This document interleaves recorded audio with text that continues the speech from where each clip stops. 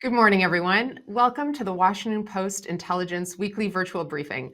I'm Luiza Savage, Editorial Director of Washington Post Intelligence. And if this is your first time joining us, welcome to what I like to think of as our weekly strategic huddle.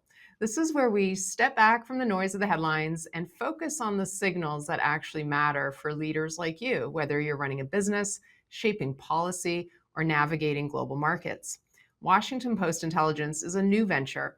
This isn't traditional media. It's a premium analysis service built for business leaders and policy decision makers. A quick reminder of what your WP Intelligence subscription unlocks: weekly intelligence reports on topics including AI and tech, global security, energy and climate, and soon to come healthcare, written by our senior analysts in the form of high-level cables with actionable insights. In-depth interviews with decision makers and insiders, a Friday newsletter to share with your team, a new downloadable graphics library to brief your stakeholders, and of course, these live briefings where we pressure test assumptions and connect the dots in real time. We want Fridays at 11 a.m. to feel like appointment viewing, a rare space where policymakers, executives, analysts are in one room together thinking out loud.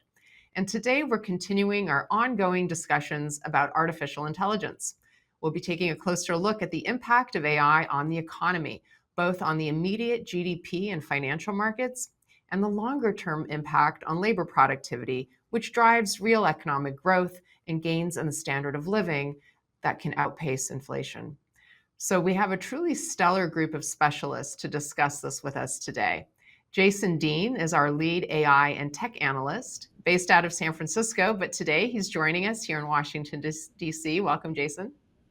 Thanks, Lisa. And Professor Ajay Agrawal is Professor of Entrepreneurship at the University of Toronto's Rotman School of Management and co-founder of Intrepid Growth Partners, and he's joining us from Toronto, Canada. Hello. And Professor Anton Korinek is professor at the Department of Economics and the Darden School of Business at the University of Virginia. He leads the Economics of Transformative AI Initiative at UVA, which is a research center that focuses on understanding and preparing our economy for AI systems that may soon match or exceed human-level intelligence. And I'm told he's a rock star because he was recently named to Time Magazine's top 100 list of the most influential people in artificial intelligence. And he's joining us from Charlottesville, Virginia. Welcome, all of you. All right, so it's a big topic with huge implications for all kinds of businesses as well as young people, as we were just talking about before the show. So here's how we're going to organize our conversation so we can cover all of it. First, we'll talk broadly about what we're seeing in the immediate economy and in the financial markets. Second, we'll dive into the question of longer-term productivity and what it means for the economy. And third, we'll talk about recommendations for business leaders who are trying to navigate this moment. And I'd like to thank our audience for all the questions that you sent in ahead of the briefing. We've used them, as always, to help shape this conversation. But also throughout our briefing, I invite you to drop the questions and comments you may have into the chat, and I will take relevant questions off the iPad as we go along. And then we'll reserve a few minutes towards the end for any additional questions. So let's dive right in. Jason, this week you published on our platform a detailed report about this question of AI in the economy. And you spoke with leading economists who've been trying to dissect the promise of AI, what it means for the macroeconomy, what it means for jobs, for the labor market. So there's really a lot to unpack here. And I'd love to start with what's happening right now. And that is a huge run up in AI stock prices and AI investment across the economy. And Jason, your report had some really eye-popping charts. And just to level set for this conversation, let's take a look at what's happening in both the stock market and the real economy. Here's a chart that shows how dominant the tech sector has become in the financial market. So tell us what we're looking at here. Yeah, it's really quite extraordinary, Lisa. Since the end of 2022, so everyone knows ChatGPT came out at the end of November of 2022. Since the end of that year till now, the 10 most valuable tech companies have added $16 trillion in market capitalization. The other 490 companies in the S&P 500 have collectively added $500 of that level. And those 10 companies now account for 40% of the value of the S&P 500. So that's just an extraordinary level of concentration of value in the stock market. It's a higher level of concentration than we saw during the peaks of the dot-com boom. I should hasten to add that the valuations of those companies are lower than they were at the peak of the dot-com boom for the biggest companies then. These companies, for the most part, are still quite profitable. But it puts a lot of risk on the performance of those companies going forward for the funds and the individual investors who put a lot of money into those and are feeling very wealthy at the moment as a result of it. Sure. So that's the stock market. And you have another chart in your report showing what's happening with investment in the US economy. So give us a sense of the scale and growth of AI investment.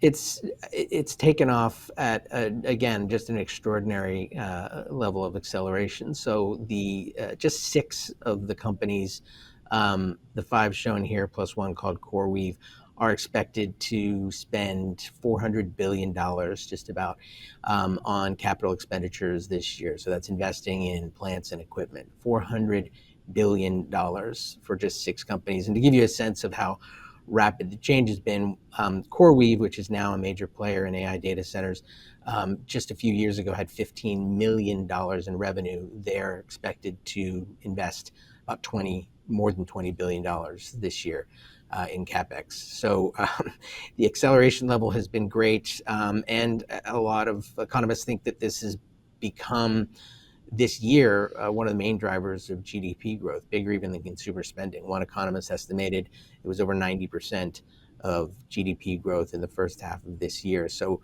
we've very quickly become, both in the stock market and in the real economy, quite reliant at the moment on this AI boom. Mm-hmm. So I want to bring our expert economists in here. But first, I'm going to share a few questions on this topic that we got from the audience, so to give you a chance to sort of answer them together. So the first one, how big is the certain to burst AI bubble likely to be? Another audience member asks, if the bubble bursts, will the expectation for AI adoption dissipate? So perhaps we'll start with you, Professor Agrawal. Is this a bubble and is it going to burst? Sure. Well, first off, thanks for having me here. And, a bubble refers to behavior in the stock market. And the stock market behavior is based on expectations. And so when people ask, is the bubble going to burst? It means, is there something that's going to change in people's expectations? And I think when many people think about a bubble bursting with regards to AI, they are thinking about other times in the past where there has been a very fast deployment of capital into something, investing in something new. And of course, there was economists are all aware of the famous booms and busts in, for example, in the railroads in the 1800s. More recently, in things like fiber, WorldCom, in investment in laying fiber. And the question is this like that? My view is that it's not like that.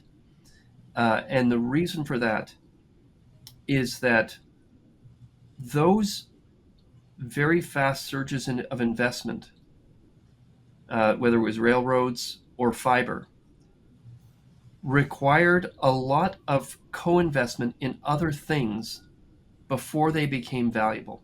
So the railroads required others to invest in all of the infrastructure around the railroads, the towns, and the ports of commerce in order to make the railroads valuable. Same thing with something like WorldCom, and when those companies made their investments in Global Crossing, they had what was called dark fiber. They would invest hundreds of millions of dollars in laying the fiber, and it was dark in the beginning. In other words, it wasn't lit up. People weren't using it because they didn't have all the other infrastructure to make it valuable. In the case of AI, with the investments that are going into these companies that are building foundation models and all the GPU stacks and energy that's required to run them, there's no such thing as a dark GPU. The minute they are plugged in, they're being used. And and that's not to say that there will not be a lot of other co-investment, people investing in other stuff to make the AI even more valuable. But the question is, are we going to be waiting around for a long time with dark GPUs for this to become useful? I think the answer is no. Does that mean that there will be a shift in expectations? There very well could be. In other words, the market could take a view that this isn't happening as fast as we thought it would, and therefore there's a so-called correction. But if that were to happen, that is, in my view, just a shifting back and forth of expectations. It's not a reflection of underlying value. In other words, the underlying value, as far as I can see, of what this is capable of delivering, very much warrants the level of investment. So there might be a shift in expectations, a temporary shift, which would mean a market so-called correction. But I would anticipate that if that were to happen, it would eventually come back and even stronger than it is now. And if there is never such a shift in expectations, I think the underlying value created by this technology warrants the level of investment that we're seeing. Professor Korinek, do you agree with that the underlying value here warrants this level of investment and this whole level of excitement and expectation around AI? Yeah, in the end, I'm arriving at a very similar place to Ajay, but maybe through slightly different reasoning. So let me lay out how I view the current situation. I think the current investments in data centers and so on and so forth, they cannot be justified by the usefulness of the AI systems that we have right now. So the AI systems of today, they are quite capable, they can be helpful assistants and so on, but they are not really what's driving the ongoing investments. The ongoing investments are more or less justified by the expectation that AI in 1 year, 2 years, 3 years from now is going to be much more powerful. The leading AI labs are expecting that we will reach something called artificial general intelligence, meaning AI systems that can essentially perform any kind of intellectual task within just a couple of years. So these expectations are what's fueling the current investment boom. And in some sense, I think you can view the investment behavior as a bet that AI systems will deliver a couple years down the road. I think it's a reasonable and plausible bet, and it's probably more likely than not, but still it is a bet. And yeah, if I can capture it in 3 words, the bet is essentially AGI or bust. That's really interesting. And let's just pause there for a minute, because 2 concepts have come up. One is AGI and whether that's a game changer, artificial general intelligence. But the other thing that Professor Agrawal mentioned was the sort of the complementary investments, infrastructure. He gave the example of building ports really raise the value of railroads, right? What is more important then? Is it how powerful the AI becomes, whether OpenAI keeps investing and we get better chips and better technology, or is it the sort of the layers of applications and infrastructures that we build on top of AI, whether it reaches AGI or not? In other words, people haven't figured out yet how it's like, okay, we have this iPad, we don't know what it's for, but we'll start building apps, and in a couple of years we'll realize, oh, I can watch movies on it, and I can do my whatever taxes on it, or I can use it to take questions, which I hope you're all sending during a virtual briefing. So I wonder, how do you weigh those two, the power, the intellectual power of AI versus all the little things that we could be, or big things we could be building on top of the compute that we already are capable of? I'll jump in to start on this one. So I think the applications are incredibly important. They are the thing that I think of them as the last mile. So the last mile in going from the intelligence in the machine. And remember, all that intelligence in the machine is computational statistics doing prediction, whether it's predicting sequences of words like ChatGPT that makes it feel like there's a person behind the curtain, but it's just statistics, to AIs that look at medical images and predict whether a tumor is malignant or benign. All of AIs are applied statistics doing prediction. And so that application layer that you described is what turns the prediction into something useful. And so putting that capability into, for example, a device that a doctor uses to enhance their capability of doing diagnostics. And so, that application layer is very important, as well as all the things that are adjacent to the application layer. So, for example, the things that one would have to do to a hospital in order to enable a doctor to use a tool like an AI-enabled device that enhances the ability to do a diagnostic, or a nurse, so that rather than needing everyone lined up waiting to see a dermatologist in order to determine whether the mole on their arm is cancerous, that the line can move much more quickly when all the nurses can use a device to replace what a dermatologist would have otherwise had to do a diagnosis of the mole. And that layer, which might be software, hardware, it might be changes to the insurance system, changes to the payment system, all kinds of adaptations in order to allow to take advantage of the power of the AI. Right, exactly. So I guess my question for you, Professor Korinek, is you said it's AGI or bust, but even if we never get to AGI, could we still see transformative economic impacts by building on top of AI as we know it today? I think even if we stay roughly at the level where the AI is right now, which is unlikely, to be frank, we would still see significant economic implications. I think as companies work to roll out this technology, and this is a process that always takes a little bit of time, we will probably see GDP growth numbers go up by more than a percentage point. If we do reach that more transformative stage of AGI, though, it's going to be much more than that. And what I should also perhaps emphasize is I do agree that all these additional applications are going to be critical in order to reap the economic benefits of AI. The AGI would be able to help in very significant ways with creating them, though. So if it is literally at human level, it could develop many of the applications that we need to deploy this level of intelligence throughout the economy. So you mentioned growing GDP growth.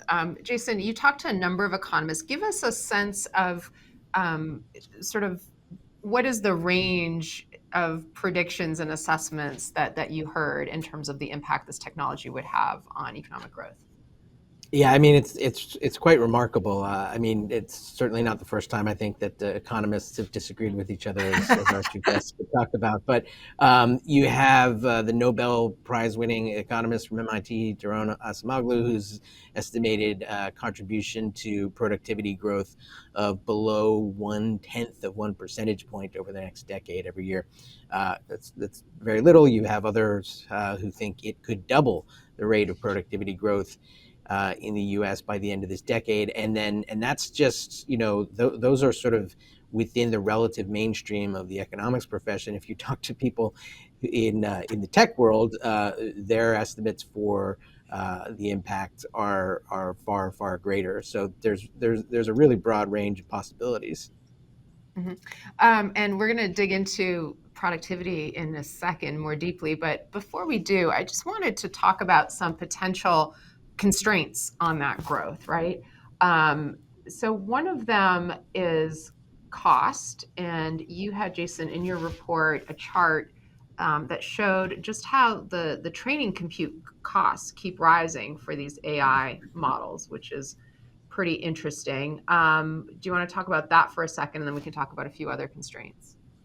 Yeah, I think it's just the cost to build the next level of model is going up exponentially, and the business model for sustaining that is not super clear right now, which is why the companies that are building these models, primarily OpenAI and Anthropic, which have enormous valuations, are also losing many billions of dollars every year. That doesn't mean that they won't figure out how to make money.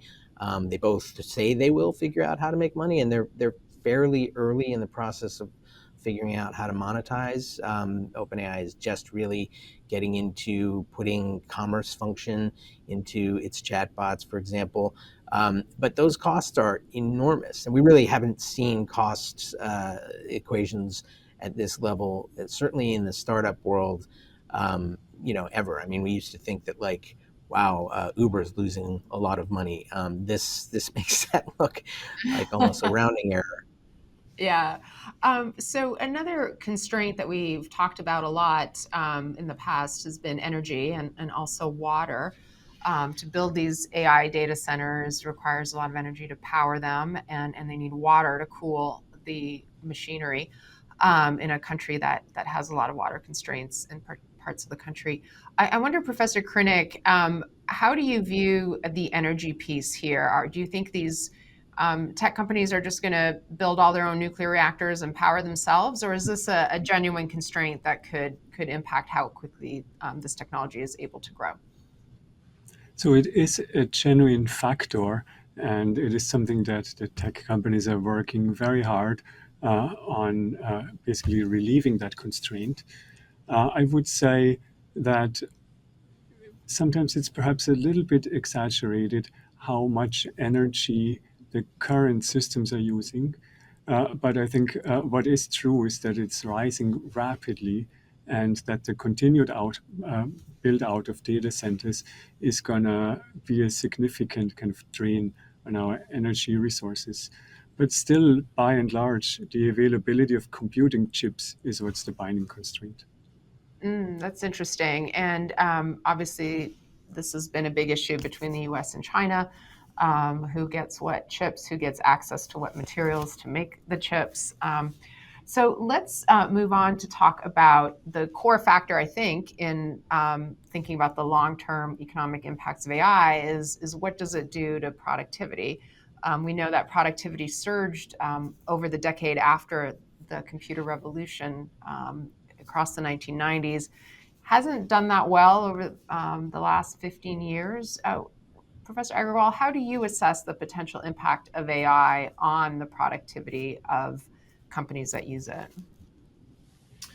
Sure. And in some sense, the productivity, I think, is going to link back to your prior question on bubble, which is, so just reminding your listeners, productivity, sometimes it seems like a complex thing that is got, people read about GDP per capita and their eyes glaze over. Productivity is just a measure of output per unit input. And so, in your mind, you can just be thinking of how much does like a person produce per hour or per day or per week or per quarter. And if that number increases, then what you're experiencing is a productivity increase. And so, as we were preparing for this call, somebody in the discussion was referring to a conversation where a company had been working with some consultants and now was using these tools and were able to do a lot of the work on their own. And that's an example of a significant productivity gain, meaning that those people were able to do significantly more work that they had previously outsourced because they had a tool. And so it's a very common phrase. People ask, are lawyers going to be replaced by AIs? And the most common response, or doctors can be replaced by AIs, or teachers can be replaced by AIs, or journalists can be replaced by AIs. The most common response is no, but journalists that use AIs will replace those that don't use AIs, and docs that use AIs will replace docs that don't use AIs. And why will they replace them? Because they'll be more productive. Their productivity will go up. And so think about, just to go back to your question on bubble, if let's say that a person can be supercharged by using an AI, and let's say that the employer has to pay $500 a month, so $6,000 a year, to supercharge their employee, and that employee becomes 20% more productive or 10% more productive. All you need is 10 million people in the U.S. to be, let's say, using an OpenAI, the OpenAI product, out of 100 million white-collar workers. 10 million at $420 a month. That's $5,000 a year. 10 million of them. That's $50 billion in top-line revenue. A common multiple for a company like that is 10x. So 10x on top line revenue of $50 billion in revenue, that's $500 billion valuation, which is sort of roughly the valuation of the company. And so the productivity, like I think thinking about this starting from productivity can very quickly get you to the types of valuations that we're seeing in what feels like very inflated market numbers, and then they don't seem as outrageous as they first appear. That's really interesting. I think you just answered one of the questions in our chat, which was how much actual economic value in the form of enhanced productivity will AI actually generate? So thank you for that analysis. Professor Korinek, Jason and I hosted a dinner last night of one of our WP Intelligence councils on this topic, and we heard from a number of companies as well as a number of economists. And one of the economists was telling me after the dinner that he thought that our general approach to measuring productivity is problematic in this context because we can only measure current jobs and figure out what aspects of current jobs could be automated, replaced by AI, enhanced by AI, whatever. But we don't have a way of measuring jobs that haven't been created. So I wonder, can you talk a little bit about how you think about productivity in the context of such a potentially transformative technology? Yeah, that's right what you describe, and in some sense, the productivity increases that I think all of us who are using AI systems are subjectively experiencing, just don't quite show up in the data yet. And I think you have already hinted at the two main reasons. The two main reasons are, first of all, this is an intangible technology, and our productivity statistics were essentially built for an industrial age where you could count how many widgets do I produce if I put in a certain amount of, I don't know, iron or oil. And so these intangible products that AI systems are producing are much harder to capture. And the second reason is that whenever you have new products, our statistics, our productivity statistics, have a hard time capturing them.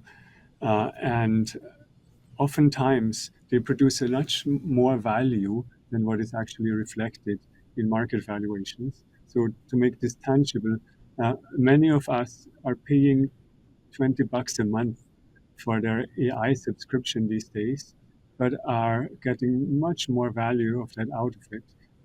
Many people report that they would be willing to spend hundreds or even thousands of dollars to not have to give up the $20 a month subscription of Gen AI. That's really interesting.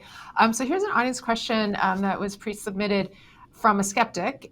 Predictions of AI capabilities are notoriously fueled by techno-enthusiasm that tends to overhype future AI possibilities. How much of the AI economy is driven by what AI currently delivers, improved productivity, content generation, predictive modeling, versus just building out infrastructure for AI? And when do you think the actual AI output will overtake the importance of the physical architecture? So what's the timeline here when this really becomes a big factor?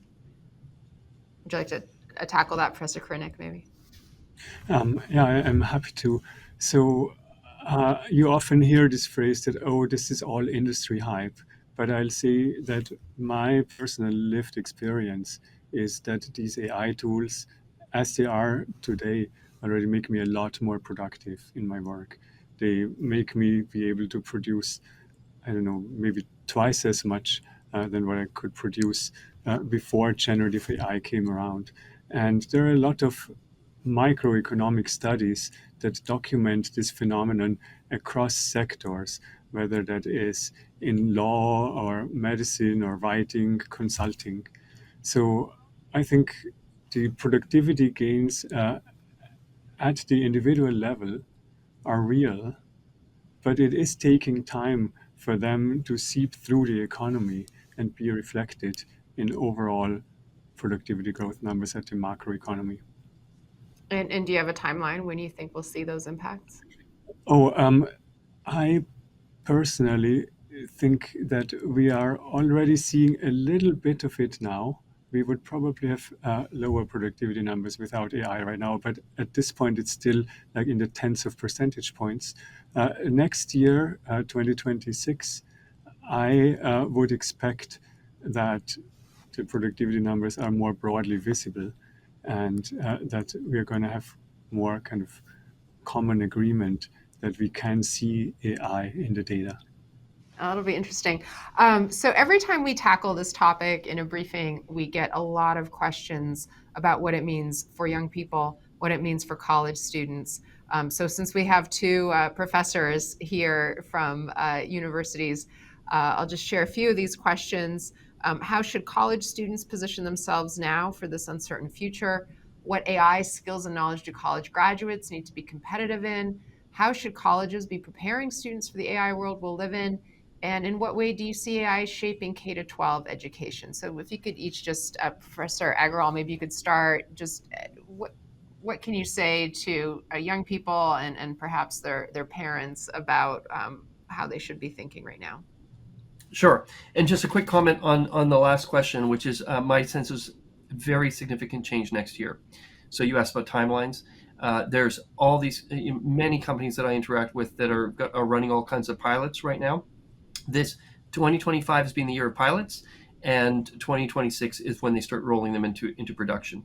And so obviously there'll be more in 27 and 28, but there will be, I think, a very big difference between what we saw this year and what we'll see next year, because so much is moving out of pilots and into production. So in terms of your question for students, I teach at a business school, and 40 years ago, if you came to the business school, any of the business schools, the primary topic was accounting. And one of the homework assignments in accounting was to go home and rip out page 48 of last year's phone book and add up all the phone numbers. And the reason that they would give that homework assignment was because in accounting, adding and subtracting was a large fraction of the job. Many accountants spend over 80% of their time doing arithmetic. That was a core muscle for accounting. And today, of course, at some point in that period, along came spreadsheets. And now it doesn't matter if you were, mediocre at arithmetic or a superstar at arithmetic, and that used to be the differentiator between a good accountant and a great accountant. Now it doesn't matter what you are; everyone gives their arithmetic to the machine. And and you might look around and say, but wait a minute, there's still a lot of accountants out there. What are they doing all day? And what they're doing is applying their judgment. They are applying their judgment, what numbers to put into the machine, and then it does its arithmetic and spits out an answer, and then they decide what to do with the outcome. That is a useful mental model for what students will be doing in an AI world. Just as we offloaded the cognitive part, the arithmetic part of the cognitive load in the accounting job, we will offload the prediction part. Remember, all AIs are prediction. And so we will offload the prediction part to the machines, and humans will do the judgment. AIs have no judgment. And sometimes they can give the illusion of having judgment, because if they watch enough of your decisions, then they can predict what you will decide. And so it looks like they've got judgment, but they have no judgment. And it's not like we've made any progress towards AIs having judgment. AIs don't want anything. They have to be told what to want by a person. And so they have, for students and for people, we will start offload the division of labor is we will offload all the prediction stuff, just like the accountants did. They offload what seemed to be the vast majority of their job. They hand it to the machine. Same with us, and we will take over the judgment roles, which in some cases were just a small fraction of the job, now become the entirety of what we do. And so, as we, the training for young people will increasingly begin to shift towards a larger fraction of what they're doing is developing their muscle for judgment. That's really interesting. Professor Korinek, what do you think, and what do you tell students and parents? I'm a little bit less optimistic about the Okay. role for judgment when AI can do so much of the analysis, so much of the prediction. And I personally expect that these AI systems are going to become a lot better at what one would have traditionally called judgment. In fact, they are already really quite good at it. And, when it comes to judgment, no human is ever perfect either. So I think in many domains, AI systems already exert actually better judgment than us. Now, what does it imply for our students? 5 years ago, a lot of people said, oh, go into coding if you want to have a secure future. Nowadays, we know that's one of the first things to be automated. So what I advise our students is, first of all, follow your passion. Do what you are most excited about. And then secondly, leverage AI to do it as productively as possible and stay at the frontier of what AI can do. And third, don't be too attached to your job. Don't think of your job as your life, because we won't know how long it lasts once AGI is developed. And I think that's probably the best recipe to prepare for the future. You also asked about K through 12 education, and I just wanted to mention I'm actually starting to teach a short AI course at my children's primary school starting next week. And what will you be teaching the kids? I'll teach them about the basics of how do algorithms works, how do you think about it, how do they make decisions for you, and how do you not let them manipulate you too much. And then, of course, also how do we use our leading generative AI systems. No, that's really interesting. And I think we'll have to do a whole briefing just focused on AI and education. There's so much to explore there. But I want to move on. Sorry, if I can just interrupt for 1 second, I need to ask Professor Korinek, who disagreed with me on the judgment point, but then said he was teaching children how not to be manipulated. Like, to me, that's that's exercising their judgment. You're training them to exercise their judgment. And so when you made the comment earlier that you thought AIs would have such good judgment, but then said that I need to train kids to make sure they're not manipulated, aren't those statements contradictory? I don't think so at all. So I think systems like, for example, the recommender algorithms of social media, they are very, very good at judging how they can manipulate you well. They have goals that are not necessarily your own goals, right? But if you learn how to make your own judgments or have an AI system that actually follows your interests as opposed to just maximizing engagement. Okay, this is very important. I think this is important for the listeners. So what AIs are is they are optimizers. They're mathematical optimizers. And so when Professor Korinek said they're optimizing, let's say the recommender is, they've got their set of goals. And so they might be trying to maximize engagement, keeping you on the site, showing you more advertising, or selling you a thing. And so you need to override that because you have your goals, and your goals are reflected in your judgment. And so don't you think that in order to utilize these statistical machines that absolutely can manipulate us, because they can become extremely good at predicting, how to push our buttons to get us to do the things, that it's even more important than ever that we develop our judgment muscle, whether we're children not being manipulated by social media, or we are workers, in hospitals or newsrooms or factories, that we are using this very powerful alien technology to achieve our goals, but we must exercise our judgment in using that. I think in your I personal would life, that's absolutely critical.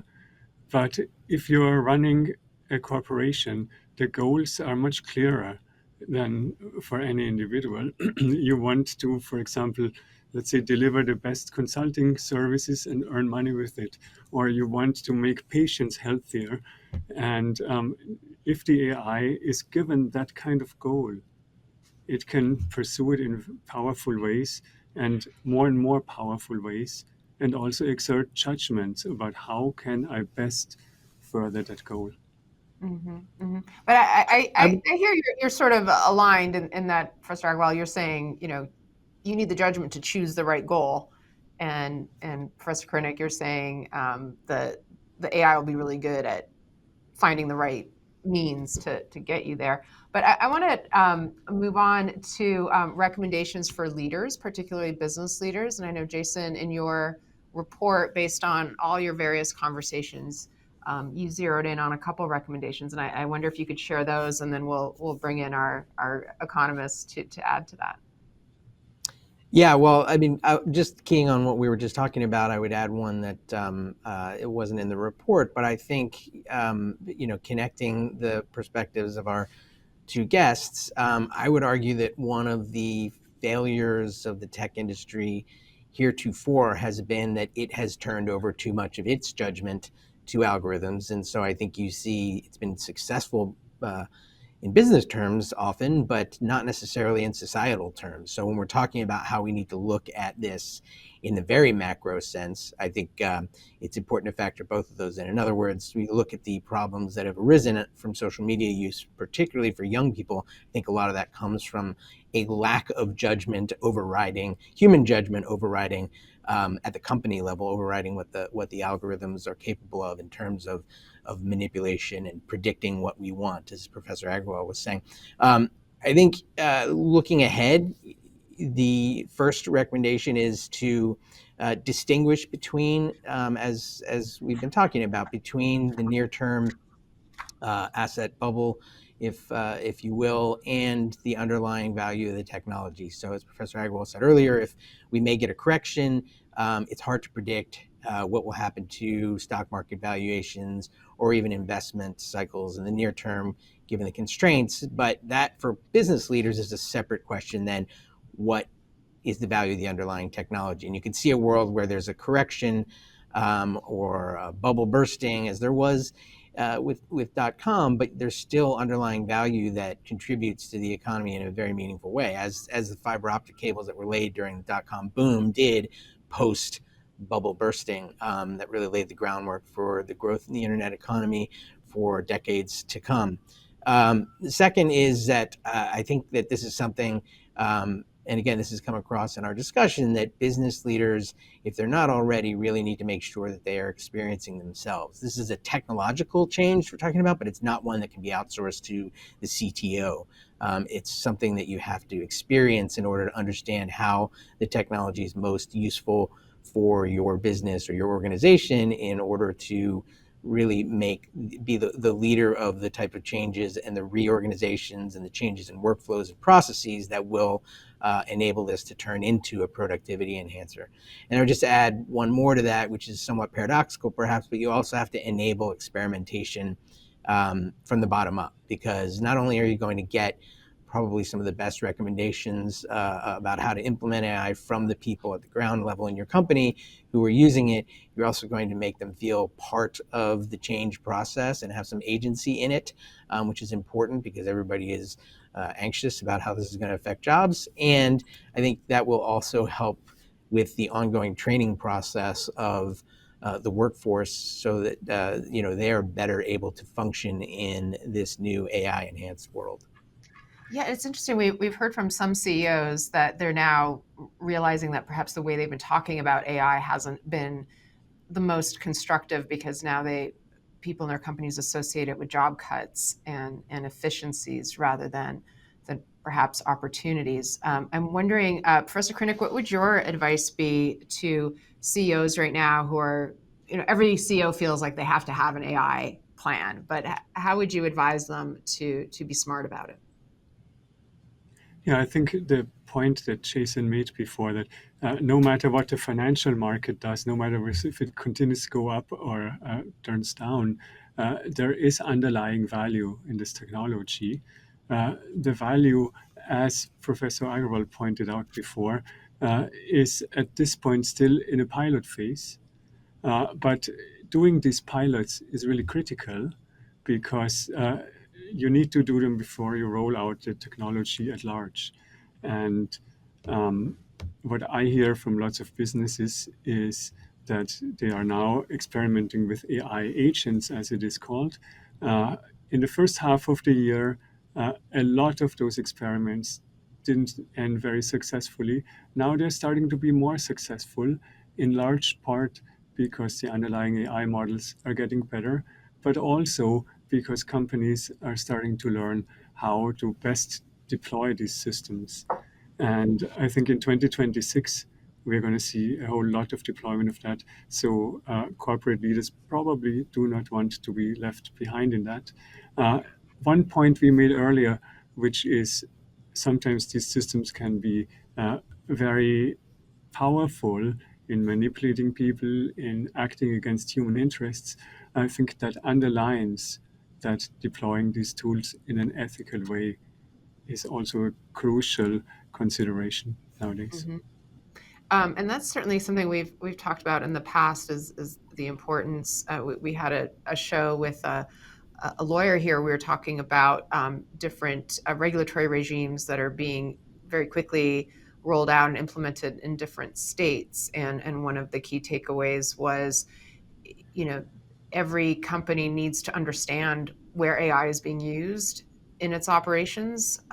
She was talking about the need to audit, to understand what data you have, what you're doing with it, where you're using AI, because the regulatory framework is in such flux that you don't want to be caught unaware that you're doing something that now might subject you to a legal liability.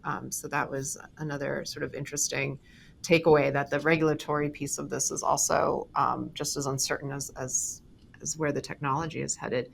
Professor Agrawal, what would your recommendations be to business leaders who are looking, on the one hand, at all kinds of vendors and costs. On the other hand, they want to keep up with the technology. There's this pressure to explain how they're making use of AI, but as we've been discussing, everything's still very early. Yeah. I meet with a lot of business leaders on this topic, and so I would have three primary recommendations. Recommendation one is specify measurable business objectives.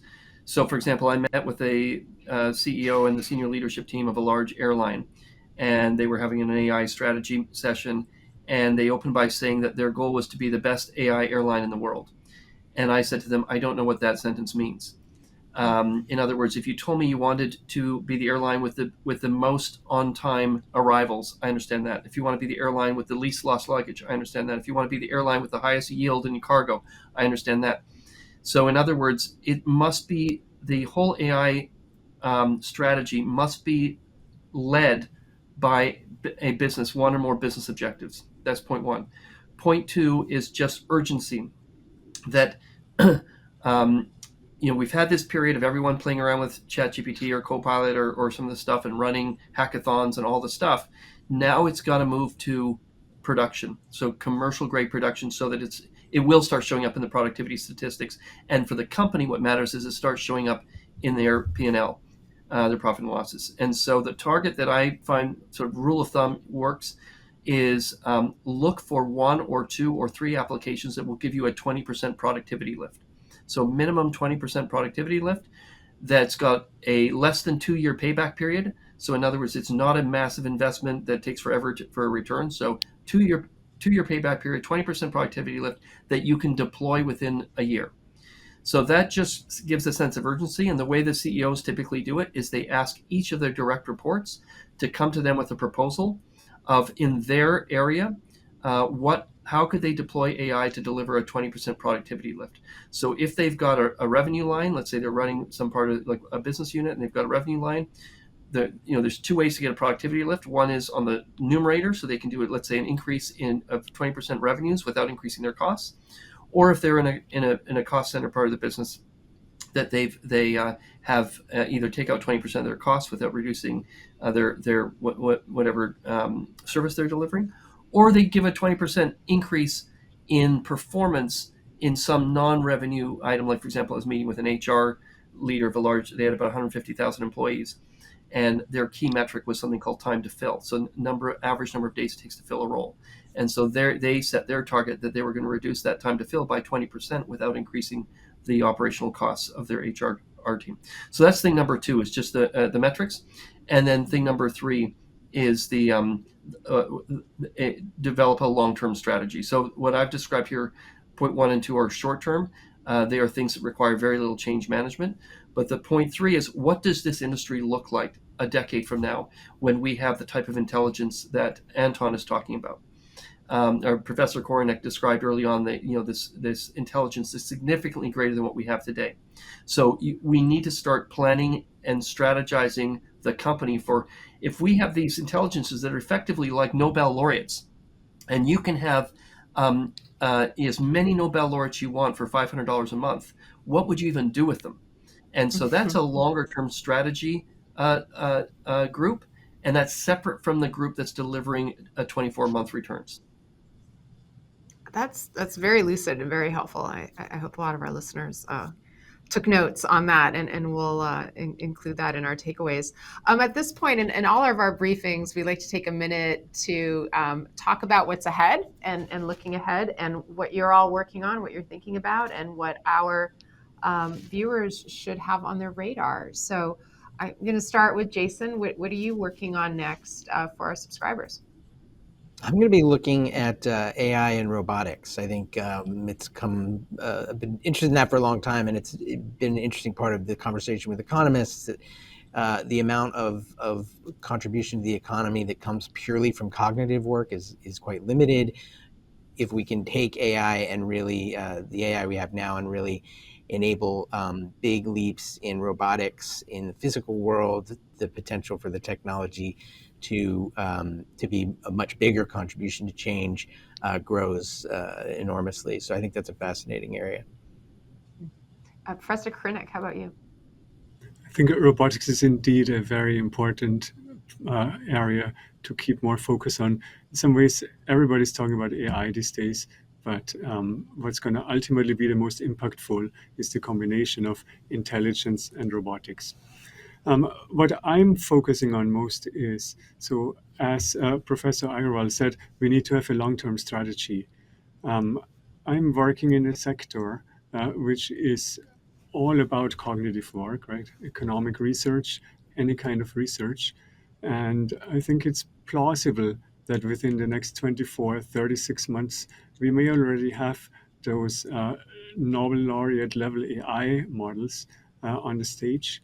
And so I'm working on how can we best prepare the stage for research automation. That's so interesting. Professor Agrawal. Yeah, 3 things on my side. The first thing is I co-founded a fund called Intrepid Growth Partners, and that's focused on what you opened up with in your question about the last mile, the application layer. So this is a fund that invests in these growth stage companies that have a bunch of customers already and have found product market fit and are building the last mile, the application to use the intelligence for some productive use. The second thing is in robotics, same thing.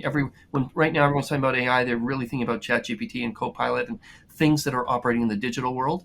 Whereas robotics brings all this intelligence through control systems for robotics, allow robots to interact with the world in an intelligent way and become far more flexible than robots were used to. I'm on the board of a company called Sanctuary, and it's focused on that. And the last thing is on the scholarly side, focused on AI and science. You mentioned early on reference to Nobel laureate Daron Acemoglu, who's been quite I would call a wet blanket with regards to the economic opportunity from AI. And in his paper, like where he lays out arrives at the numbers that were cited earlier, he has in his third paragraph a sentence saying, the one thing I'm going to ignore is the use of AI for science, because AI for science would increase the rate of innovation, and innovation would be the engine that would drive productivity in every sector. And so he said, I'm going to dismiss that because I don't think it's going to be relevant in the next 10 years. I strongly disagree with him on that. And so one of the reasons that I arrive in a very different place than he does is because of the important role I think AI will play in science. And so that's my research focus areas on that. That's fascinating. Just because you mentioned your investment company, we do have a question in the chat. What is the best way for investors to participate? Modelers, chip makers, power generators, end users using AI. So I guess people are looking for investment tips, but where do you think people should be looking to put their money? So a disclaimer here is I often say I can't give investment advice, but what I can do is just remind people of economics, which is value is accrued where there is scarcity and some form of control. So, for example, even though there's a lot of capital going into let's say foundation models, the profitability of those companies will depend on how competitive those markets are. So they're very competitive, even though they are producing incredible capabilities in their AIs. That it's not obvious that they will necessarily be where the value is captured, because if for example, the application companies can just switch between the providers because they're all sort of roughly as good as one another, then the margins of those may come down. So the answer in any of these sectors will be, where is there market power, where a company's able to, or a set of companies are able to provide something of great value where there is not as much competition. So for me personally, the Intrepid Fund is focused on the application layer, that last mile, because we think that there is far more opportunities for market power in specific application areas, because there's so many. There's an infinite number, in every industry has got a variety of different applications.